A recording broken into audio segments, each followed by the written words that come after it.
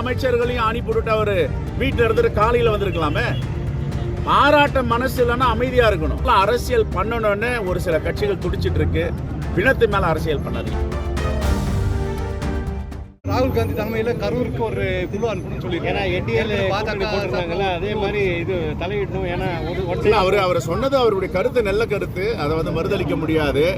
ஆனா இவங்க பாஜக குழப்பத்தை விளைவிக்க வேண்டும் என்ற அடிப்படையில் ஒரு குழு அமைச்சிருக்காங்க.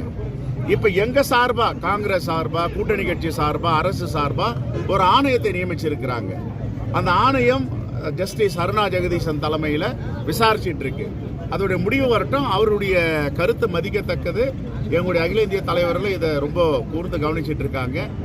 இங்கே வர ஃபேக்ட் ஃபைண்டிங் கமிட்டி தமிழ்நாட்டு மக்களுக்கு ஆதரவாகவும் உண்மையை கொண்டு வர கமிட்டியா இருக்கணும். அரசியல் செய்யற கமிட்டியா இருக்காது. ஹேமா மாலினி தலைமையில் அரசியல் செய்யற கமிட்டி இது வந்தவொடனே ஆரம்பிச்சிட்டாங்க. முதல் நாள் இது குற்றம் அது குற்றம். என்ன தெரியும் உங்களுக்கு?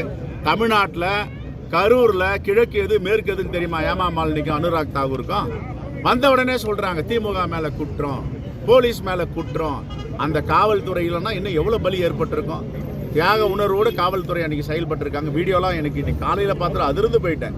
ஒரு காவல்துறை அதிகாரி வீசிட்டு இருக்காரு அவருடைய கைகுடி எடுத்து. இதெல்லாம் மதிக்க தெரிஞ்சுக்கணும். அரசியல் பிணத்து மேலே அரசியல் பண்ணுவாங்க. பிணத்து மேல அரசியல் பண்ற சில கட்சிகளை காரி துப்புன்றாங்க மக்கள்லாம். நான் போன இடத்துல கரூர்ல காரி துப்புறாங்க. இது என்னங்க அரசியல் இது? ஒரு பக்கம் ஓட்டு திருட்டு, இன்னொரு பக்கம் வாக்கை எப்படியெல்லாம் ஏமாத்தி பெறலான்னு. தப்புங்க. அரசியல் பண்ணக்கூடாது. இதுல அரசியல் இருக்கக்கூடாது. அனுதாபம் மட்டும் தான் இருக்கணும். அரசியலை மேல் நோக்கி வச்சு இருக்க கட்சிகள்லாம் அனுதாபம் இருக்கா? இன்னும் அந்த ஈரம் காயல.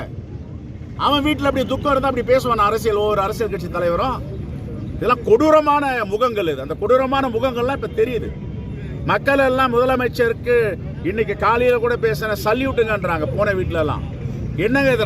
ராத்திரி ஆணையம் வச்சு அரசு இயந்திரங்களை தலைமைச் செயலகத்தில் உட்காந்து முடக்கி விட்டுட்டு இரவு விமானத்தை பிடிச்சி எங்க இழந்த நாங்கெல்லாம் சொந்த பந்தங்களை இழந்திருக்கிறோம், எங்களுக்கு ஆறுதல் சொன்னாரு, மலர் வளைய வச்சாரு இறந்தவர்கள் உடலுக்கு, விடிகால் தான் கிளம்பி போனாருன்னு.